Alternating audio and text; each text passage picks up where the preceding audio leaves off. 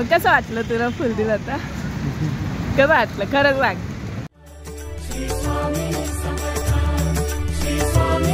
नमस्कार, Supriya blogs daily स्ट्रगलमध्ये सर्वांचं स्वागत आहे. आज 7 फेब्रुवारी आहे 2024. रोज डे आहे आणि मी गावाला गेली होती आर्याला भेटायसाठी. तुमचे दाजी पण होते, पण दाजी अगोदरच कामावर आलेले आणि मी 7 तारखेला. आणि आज रोज डे असल्यामुळे स्वारगेटला जेव्हा मी उतरली नाशिकवरून येताना, तर असं वाटलं की दाजींना आपण रोज जवळच आलो आहे तर आज रोज द्यावा, रोज म्हणजे फूल द्यावा गुलाबाचं. कारण दाजींना माहितीच नाही आहे मी भेटायला येणार आहे हे माहीत आहे, पण रोज देणार आहे हे नाही माहिती आहे. तर मी आता दाजींकडे चालली आहे. दाजी बिबीवाडीला असतात कामाला, तुम्हाला माहीतच आहे सर्वांना. म्हणजे इतकं सरप्राईज म्हणून की लग्नाच्या 10 वर्षानंतर.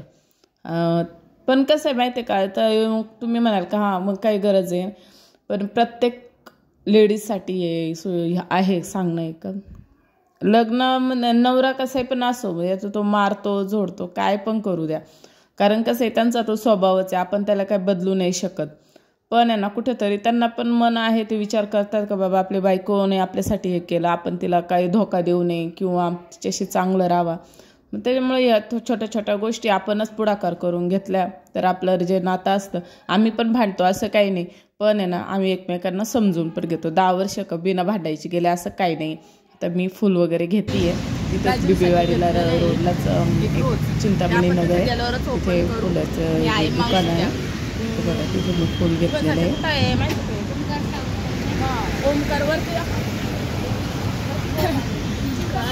दिसतंय का?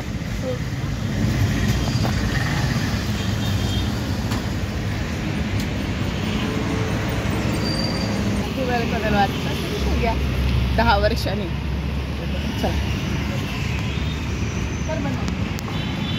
खरं दाजींना माहितीच नाही मी त्यांना गुलाब घेऊन चालली आहे, पण लपवायचा प्रयत्न जोरात चालू आहे.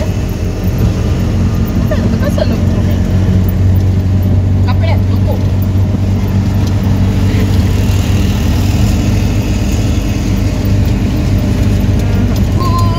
गुलाब का लाखों में हजारों में एक चेहरा जनाब का.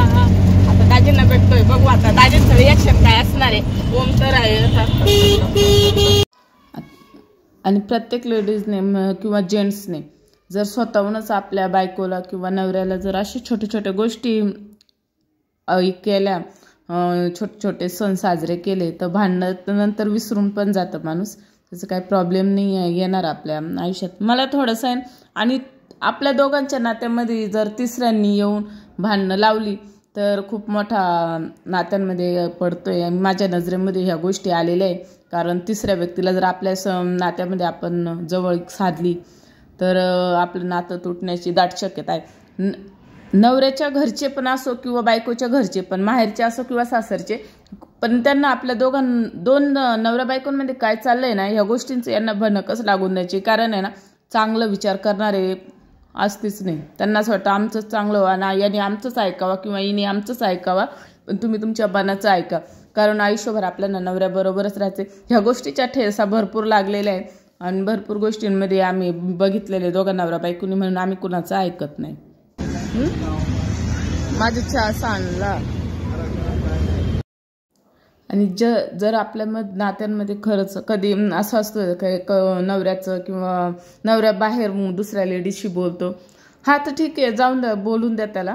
नंतर काय होतं माहिती आहे का, ऑटोमॅटिक अशा तुम्ही छोट्या छोट्या गोष्टी साजऱ्या कराल ना त्यांना स्वतःचीच लाज वाटते. हे मला चांगलं समजून चुकलेलं आहे, त्याच्यामुळे त्या गोष्टींकडे लक्ष द्यायचं नाही.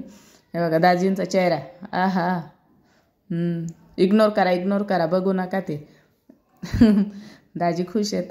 आणि दाजींना हे सरप्राईज आहे, कारण त्यांना माहिती नव्हतं का मी त्यांना गुलाब वगैरे आणणार आहे. बघू काय वाटतं त्यांना. पण कसं वाटलं तुला फुल दिलं तर?